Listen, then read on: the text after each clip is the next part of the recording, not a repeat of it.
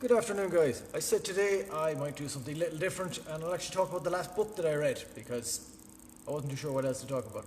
So the book I read last was, I need to get this right because I always muck up the title, The War of Art by Steven Pressfield. Now, for those of you who don't know who Steven Pressfield is, Steven Pressfield is a good author who is well known nowadays for having written what was The Legend of Bagard Vance, also became a film, also did At the Gates, a lot of historical fiction.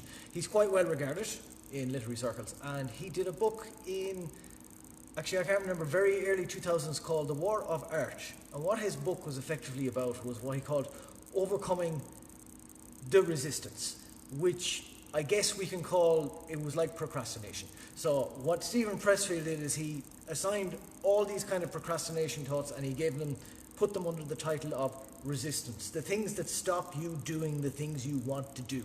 And he goes through the ideas of how he overcomes that as a creative individual.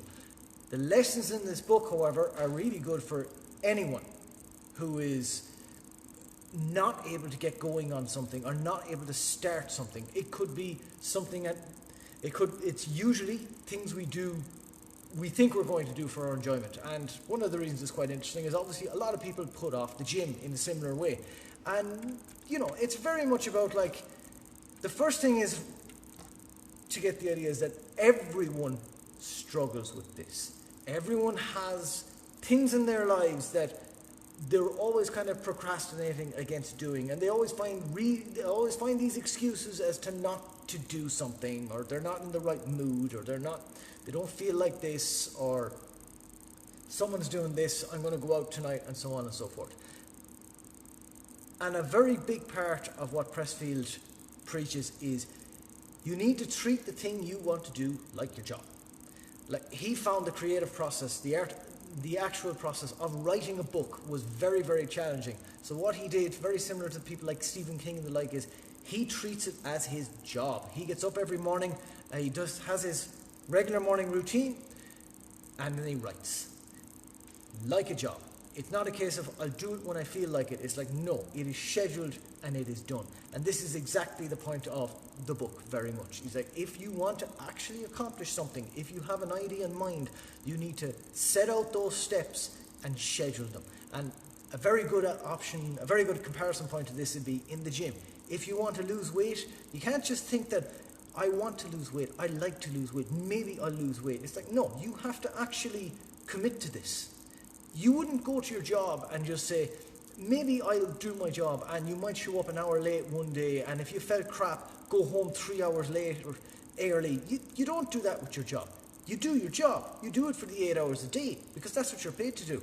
That's how you should be treating your trips to the gym, your trips to your personal development, or so on. You can't just be putting it off and saying that, maybe I won't do it this week because I don't feel this way. It's like, you don't say that with your job. And if you start treating the steps to get to your goal in that way, they will start to get done, which is very much why I always tell people I'm a big fan of people scheduling their workout or making them accountable to someone else. Because guess what? When you do your job, you're accountable to a lot of people. You're accountable to the people in your office. You're accountable to your boss, and you're accountable to your clients, or whoever may be in the hierarchy that you are accountable to. This accountability is what makes you do your job. The managers, so on and so forth, and all your co-workers, obviously depending on you to do this job. If you want to get something done, if you want to actually get the work done in the gym, make it that you're accountable. So maybe that's getting a personal trainer, maybe that's setting up an appointment with someone else, but do schedule it and make it happen. That's one of the key parts of this book.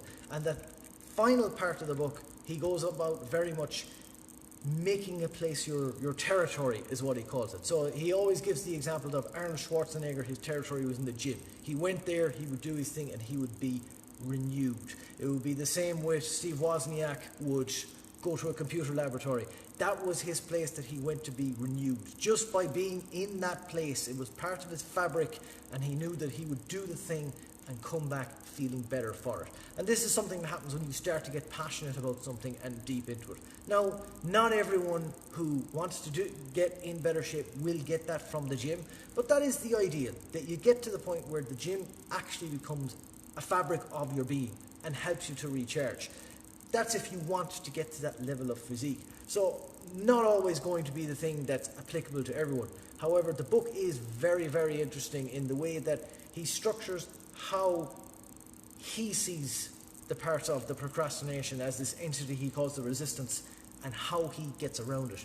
As an audiobook, which is how I listen to it, is a great way to listen to it too, because if you're 30 minutes in your car, that is 2.5 hours a week you can be studying if you only do it on the way to work. And that's what I try to do a lot of times. I'm quite busy on the go, but I always make time to listen to a book when I'm driving.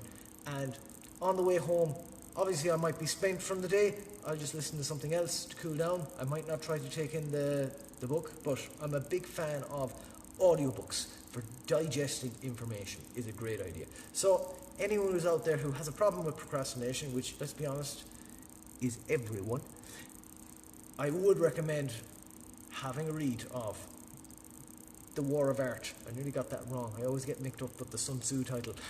The War of Art by Stephen Pressfield. Not very long. There's a lot to be gotten from it. You might need to go through it 2 or 3 times. I know I will go through it again, because the lessons are ones that can stay with you forever.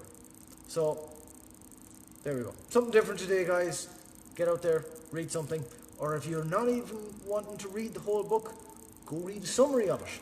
You might get the whole gist of it in 5 or 10 minutes. Take care.